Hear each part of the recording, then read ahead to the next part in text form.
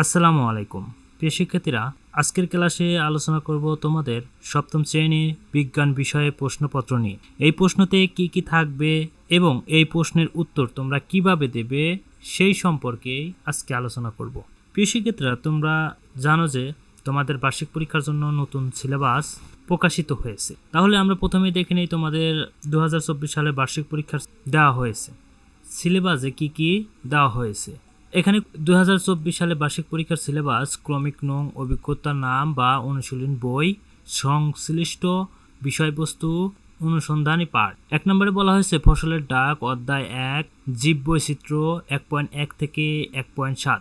2-এ বলা হয়েছে পদার্থের সুলুক সন্ধান, অধ্যায় 2 অণু ও পরমাণু 2.1 থেকে 2.3। 3-এ বলা হয়েছে কোষ পরিভ্রমণ, অধ্যায় 4 কোষ অভিযান 4.1 থেকে 4.4। 4-এ বলা হয়েছে সূর্যালোকে রান্না, অধ্যায় 6 তাপ ও তাপমাত্রা 6.2 থেকে 6.4 6.7 এবং অধ্যায় 8 কাজ, শক্তি ও ক্ষমতা 8.1 8.3 8.4 8.6। 5-এ বলা হয়েছে অদৃশ্য প্রতিবেশী, অধ্যায় 5 অণুজীব জগৎ 5.1 থেকে 5.5।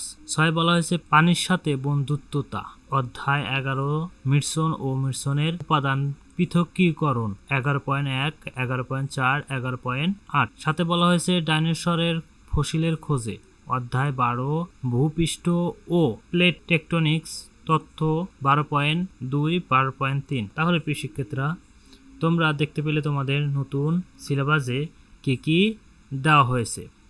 তোমাদের এই নতুন সিলেবাস অনুযায়ী যে বার্ষিক পরীক্ষা অনুষ্ঠিত হবে তার একটি নমুনা প্রশ্ন আমরা দেখে নেই। সপ্তম শ্রেণী বিষয় বিজ্ঞান, তোমাদের পূর্ণমান থাকবে 100, সময় দেওয়া থাকবে 3 ঘন্টা। তোমাদের ক বিভাগের নৈর্ব্যক্তিক প্রশ্ন 25টি, যেমন প্রতিটি প্রশ্নের মান থাকবে 1।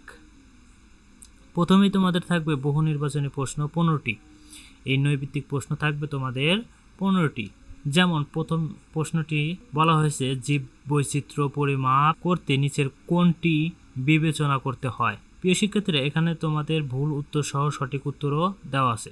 তোমরা শুধু সঠিক উত্তরটি খাতা লিখলেই হবে। এভাবে তোমরা 1 থেকে 15টি প্রশ্নের উত্তর দেবে। এরপর তোমাদের থাকবে এক কথায় উত্তর। এখানে তোমাদের 10টি প্রশ্নের উত্তর দিতে হবে।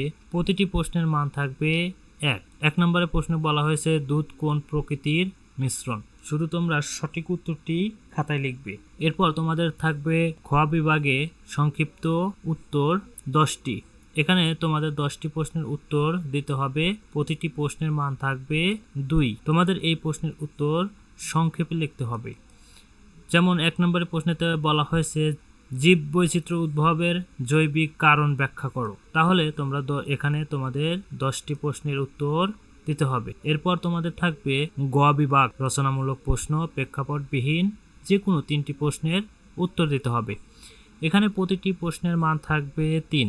এখানে তোমাদের 5টি প্রশ্ন দেওয়া থাকবে। তোমাদের সুবিধার্থে যে কোনো 3টি প্রশ্নের উত্তর দিলেই হবে। যেমন 1 নম্বরের প্রশ্নে বলা হয়েছে জীবদেহে অস্বাভাবিক কোষ বিভাজনের পরিণতি ব্যাখ্যা করো। এখানে তোমরা অবশ্যই জানো যে তোমাদের রচনামূলক প্রশ্ন কিভাবে লিখতে হয় এবং কতটুকু লিখতে হয়। এরপর তোমাদের থাকবে গ বিভাগের রচনামূলক প্রশ্ন, প্রেক্ষাপট নির্ভর যে কোনো 5টি প্রশ্নের উত্তর দাও। এখানে তোমাদের 7টি থেকে 8টি প্রশ্ন থাকবে। তোমাদের সুবিধার্থে যে কোনো 5টি প্রশ্নের উত্তর দিতে হবে।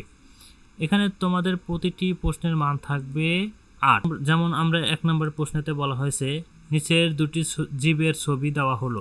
এখানে জীব 1 এবং জীব 2 দেওয়া আছে। এই 1 নম্বর প্রশ্নকে আবার 2টি প্রশ্নে রূপান্তরিত করা হয়েছে। যেমন ক উপরে জীব দুটির মধ্যে 4টি সাদৃশ্য লেখো। এখানে তোমরা একটি প্রশ্নের উত্তর দিলে পাবে 4।